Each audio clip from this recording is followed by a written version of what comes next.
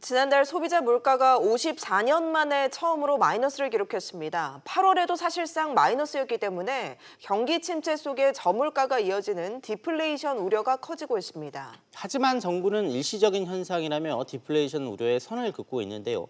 이 마이너스 물가 배경과 디플레이션 가능성에 대해서 알아보겠습니다. 서울시립대 경제학과 성한경 교수와 함께 얘기 나눠보겠습니다. 어서 오세요. 안녕하세요. 안녕하십니까? 교수님, 물가 상승률이 사실상 2달째 마이너스인 거죠? 예, 지금 통계청에서 발표한 9월 그 소비자 물가 동향 지수에 따르면 9월 달에 소비자 물가 지수가 전년 동월 대비해서 0.4% 정도 하락한 상황이고요. 다음에 기록상으로 이제 처음으로 마이너스를 기록한 것으로 나타났습니다. 네. 8월에도 마이너스 0.038%였는데 그냥 표시하는 과정에서 0%라고 표시한 것이니까 두 달 연속으로 지금 하락한 상황이고요. 이는 1965년도 소비자 물가 지수 통계를 작성한 이후에 처음 있는 현상이라고 알려져 있습니다.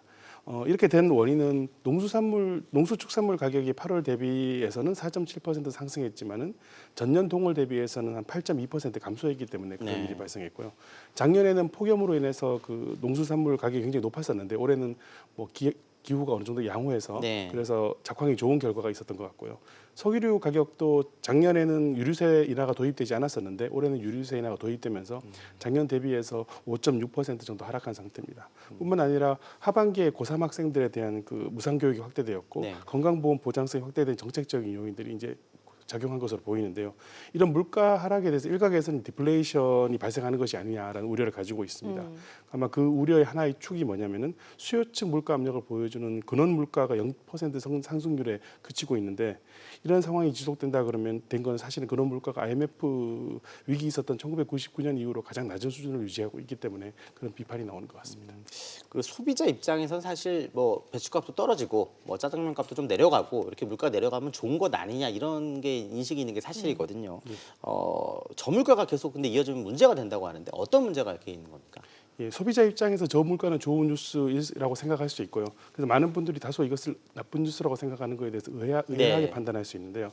근데 디플레이션이 온다 그래서 물가가 하락하게 되면은 일단 화폐 가치가 떨어지게 됩니다. 화폐 가치가 떨어지면 사람들이 대출하는 것을 꺼리게 되고 또 물가가 더 떨어질 것으로 예상을 하니까 투자를 미루게 됩니다. 그리고 소비자도 물가가 더 떨어질 걸 예상해서 소비를 미루게 되고 기업들도 이제 물건값이 떨어져서 매출이 하락할 것 같으니까 비용을 감당하기 힘들어지고 또 기업의 활력이 떨어지니 재정 건전성이 나빠지고 이런 더 큰 문제들이 점점 이제 그 악순환의 고리를 만들어 나가는 것이라 볼 수 있기 때문에 이제 문제가 되는 것인데요. 반면에 적정한 수준의 인플레이션 같으면은 투자나 대출, 소비, 생산을 모두 촉진시키는 역할을 할 수 있기 때문에 경제 성장 측면에서 바람직하다고 볼 수 있으니까 디플레이션이 인플레이션보다 더 문제가 될 수 있는 경우가 많이 있는 것 같습니다. 네, 저물가가 이어지면서 디플레이션 우려가 커지고 있는데 정부는 일시적인 현상이라며 일단 이런 디플레이션 우려에 선을 긋고 있습니다. 정부 판단의 근거는 뭔가요?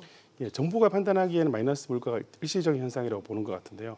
기재부 차관께서 확대 거시 경제금융회의에서 작년 같은 기간보다 물가가 높았던 것은 이번에 감소한 기저효과의 작용으로 일시적인 현상이라고 판단하는 것 같고요. 또 몇 달간의 흐름을 가지고 디플레이션의 징후가 나타났다고 보기는 좀 성급한 판단이라고 생각하는 것 같습니다. 또 기재부 주장에 따르면은 과거 미국이나 일본의 경우에 물가 하락이 3년에서 7년 정도 지속되는 현상이 바로 디플레이션인데 우리 경제는 그런 상황이 아니다라고 판단을 하고 있고요.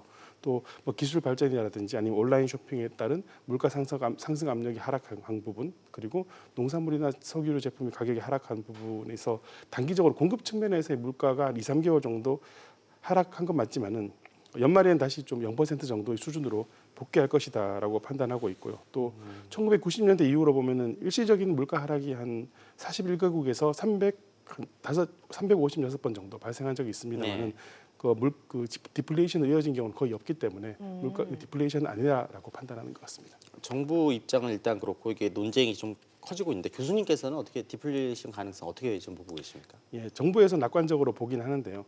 제가 앞서 언급했듯이 근원 물가 상승률이 낮다는 점에서 보면은 현재 디플레이션의 시작으로 단정짓기는 힘들다고 하더라도 분명히 전조의 조짐이 분명히 있다고 판단할 수 있을 것 같습니다. 또 2013년 이후로 보면은 물가 상승률이 연간 2%를 넘어서지 못하고 있습니다. 이는 한국은행 목표 수치가 2%인데 수년째 밑돌고 있는 상황이고요.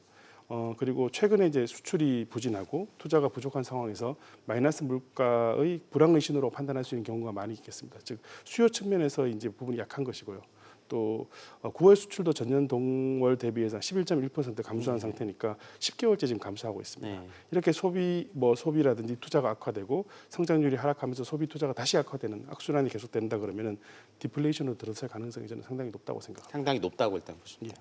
예, 한국은행이 보고서를 내면서까지 이런 저물가 우려 차단에 나섰는데요. 물가 하락이 많은 국가에서 나타나고 있고 두 분기 안에 진화가 될 것이다 이런 얘기를 했습니다. 어떻게 보십니까? 예, 한국은행에서 좀 다소 약간 예민한 반응을 보인 편이 있는데요.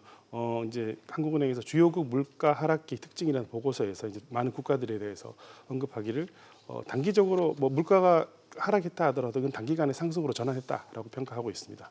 뭐 이렇게 저물가 우려를 진화해 나선 이유에 따르면은 디플레이션 공포가 그만큼 크다고 이제 할 수 있고요. 또 앞서 언급했듯이 최근 5에서 6년간 정도 물가 상승률이 계속 낮은 수준에서 유지되고 있었고, 그다음에 디플레이션이 시작되면 그 소비가 위축되고 물가가 더 낮아지는 악순환이 시작될 거에 대한 우려를 많이 하고 있는 것으로 보입니다. 또 현재 기대 인플레이션 수준이 1% 정도 수준으로 굉장히 낮은 상태이기 때문에 향후에 더 디플레이션이 극복될 수 있는 가능성은 좀 작아진 부분도 있다고 생각할 수 있고요. 무엇보다도 여러 기관이나 전문가들이 디플레이션 위험을 이제 강하게 경고하고 있기 때문에 한국은행 입장에서는 좀 많이 신경을 쓴 것이 아닌가 생각을 하고 있습니다. 그렇다면 좀 역사적으로 우리보다 먼저 디플레이션을 경험한 게 아마 미국의 대공황도 있고 또 일본의 그 장기간의 경기 침체 이런 것도 있었을 텐데 지금 우리나라 상황과 좀 비교하면 어떨까요? 예, 이제 그 한국은행 보고서에 따르면 90년대 이후로만 살펴봤을 때 디플레이션을 경험한 나라는 일본 정도라고 네. 판단하는 것 같습니다. 일본은 20년 가까이 마이너스 물가를 경험을 했었는데요. 그리고 물가가 하락되는 동안에 그냥 물가가 하락되면서 하락하는 품목의 비중이 한 50에서 70% 정도로 굉장히 높은 편이었습니다. 그리고 물가 하락 기간에 자산 시장의 붕괴도 같이 이제 발생했었기 때문에 디플레이션이 지속되는 측면이 있다고 볼 수 있는 것 같고요. 이 90년대 이후로 봤을 때 대만의 경우도 예를 들 수 있는데요. 대만 같으면 1990년대 제조업 원가 절감을 위해서 국내 투자를 줄이고 중국 투자를 많이 하게 됩니다. 네. 그로 인해서 이제 국내 투자가 줄어들게 되니까 고용도 감소하게 되고 총수요가 감소하는 일이 발생했고요.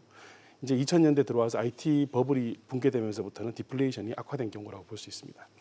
또 다른 경우가 가장 최근에 보면 유로존의 경우라고 볼 수 있는데 2012년도 이후에 물가 오름세가 둔화되다가 2013년도에 이제 소위 피그스 국가들을 중심으로 그 국가 채무가 많이 증가하게 되니까 이를 재정 위기를 겪게 되고 이 재정 위기를 겪는 국가들이 공공 부문에 대한 어떤 소비 지출을 줄이면서 좀 수요가 감소하는 이런 일로 인해서 디플레이션을 경험한 적이 있는 것 같습니다. 우리나라의 경우를 보게 되면은 아직 자산 가격의 그 조정이 수반되지는 않고 있고요. 네. 앞서 말씀드린 것처럼 가격이 하락한 그 농수축산품의 비중이 한 30% 정도밖에 되지 않는 것 같습니다. 그래서 앞서 언급된 일본의 경우라는 좀 차이가 많이 있는 것 같습니다만은 대만과 같은 국내 투자의 감소는 지금 계속 지속되고 있는 편이 있고요. 그래서 우려가 되고 또 정부에서 지금 이 그 경기 진작을 위해 재정 투입을 굉장히 많이 늘리고 있는데 이렇게 재정 투입을 자꾸 늘리다 보면은 전에 이제 유로존이 겪었던 재정적 위기를 초래하지 않을까 싶은 생각을 가지고 있습니다. 네, 국내외 주요 기관들이 잇따라 이 저물가 경고음을 울리고 있는데요. 올해 전체 물가 상승률은 어떻게 전망하십니까? 예, 그 한국개발연구원을 비롯해서 그 민간 연구 기관에서도 단기적인 공급 요인이 이제 저물가의 원인이라고 판단은 하지만은 전반적인 소비나 투자의 위축이 또 같은 수요 측면에서 저물가의 원인이라고 판단하고 있는 것 같습니다. 정부에서는 연말에 이제 반등할 거라고 생각하는데 수요 측면에 개선이 없으면 쉽지 않을 것으로 전망할 수 있고요. 네.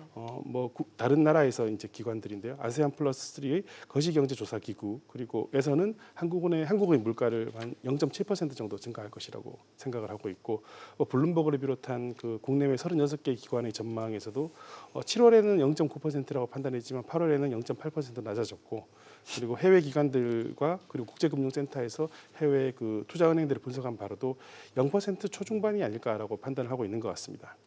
그런 전망들을 고려한다 그러면 한 0.5% 내외가 될 가능성이 저는 가장 크다고 생각하고 내년에는 약간 더 높아진다고 전망하고 있습니다만 올해는 한 1%를 넘어서는 건 힘들지 않을까 생각합니다. 예. 이렇게 좀 뭐 소비자 물가 상승률이 뭐 전망은 0.5지만 어쨌든 이게 좀 마이너스 가깝게 이렇게 떨어지게 되면 또 항상 나오는 얘기가 좀 한국은행이 금리를 더 내려야 되는 것 아니냐 이런 얘기가 나오거든요. 좀 두 가지 여쭤보면 일단 금통위에서 지금 올해 들어 2차례 금리를 내렸는데 앞으로 하느니 또 어떤 선택을 할지 예상되는 내용과 함께 또 하나 얘기 나오는 게 이런 금리나 같은 통화 정책이 과연 제대로 효과를 좀 발휘하고 있느냐 이것도 좀 얘기가 되고 있는 것 같습니다. 이 두 가지 어떻게 보십니까?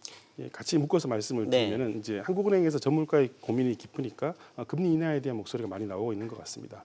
그래서 10월에 금리 인하를 할 것이냐에 대한 관심이 집중되고 있는데 지난 7월에 이제 3년 만에 금리를 낮춰서 1.5%가 현재 수준인 네. 것 같고요.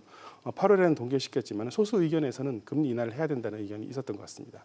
그리고 경제 성장 전망치를 계속 지금 낮추고 있고 또 수출과 투자가 부진해서 반도체 경기도 좋지 않은 편이고 미중 갈등이 끝나지도 않았고 브렉시트 위험성이 남아 있는 측면에서 보면은 금리 인하의 가능성이 굉장히 높다고 지금 저는 판단하고 있습니다. 그리고 무엇보다도 연준에서 지난 9월에 금리를 0.25% 내렸기 때문에 우리 한국은행 입장에서도 금리를 조금 더 내릴 수 있는 여력을 가졌다고 생각을 하고 있는데요. 네. 문제는 그 저물가 기조로 인해서 이제 기대 물가 상승률이 하락하게 된다 그러면은 금리를 낮추더라도 이 수요 측면의 자극이 일어나지 않게 됩니다. 그래서 사실상 금리 인하 효과가 없어지게 되고 이제 그것을 우리가 쉬운 말로 유동성 함정이라는 표현을 쓰고 있습니다. 네. 그래서 정부 입장에서 보면은 아니면 이런 뭐 전망은 그 한국은행의 금통위원들을 중심으로 많이 제기된 부분인데 그런 점에서 본다 그러면은 저물가 기조가 본격화되기 전에 아마 10월달에 금리 인하할 가능성은 여느 때보다 높지 않을까 생각하고 있습니다. 예, 지금 세계 경제가 둔화되는 가운데 미중 무역 협상 문제도 있고 또 한일 갈등 등 대외적인 여러 가지 악재들이 많이 있는 상황인데요. 이런 디플레이션 우려를 좀 어떻게 잘 넘길 수 있는, 벗어날 수 있는 말씀을 좀 한마디 해주신다면요. 예, 뭐 전 세계적으로 점차 불안 국면으로 들어가고 있고, 뭐 미중 통상 무역 협상은 여전히 지겹게 이어지고 있고, 한일 갈등도 딱히 개선되는 기미 없어 보입니다. 그 정부에서는 지금 현재는 막대한 재정을 투입해가지고 경제 활력을 제고하려고 하고 있는데요.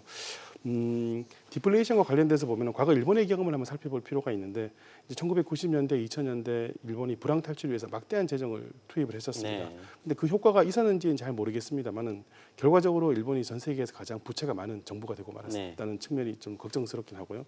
그렇다고 재정을 투입 안 하고 시장에 맡겨둘 상황은 현재 아닌 것 같습니다. 그래서 재정 투입을 해야 되는데 효과적으로 적재적소에 투입하는 것이 노력이 굉장히 필요해 보입니다. 좀 바꿔 말씀드리면은 재정 투입의 승수 효과를 좀 극대화할 수 있는 방향을 찾아야 되지 않을까 생각이 들고 그래서 재정 투입의 효과가 그냥 사라지는 게 아니고 지속적으로 남아 있으면서 노동이나 자본의 그 생산성을 높일 수 있는 방향으로 진정이 되어야 될 것 같고요. 그리고 과거 말씀드린 것처럼 과거 일본과 유로존의 실패를 답습하지 않으려면 지금이라도 재정적 여력을 너무 빨리 소진시키는 것은 좀 조심해야 될 것 같고 무엇보다도 국내 투자를 이제 저해시키는 그런 규제 의도에 정말로 좀 신중해야 되지 않을까 생각을 가지고 있습니다. 그러니까 국내 투자도 늘리고 좀 체력도 비축을 우리가 해야 된다 그런 말씀이신 것 같습니다. 지금까지 서울시립대 경제학부 성한건 교수와 얘기 나눠봤습니다. 선생님 감사합니다. 고맙습니다. 감사합니다.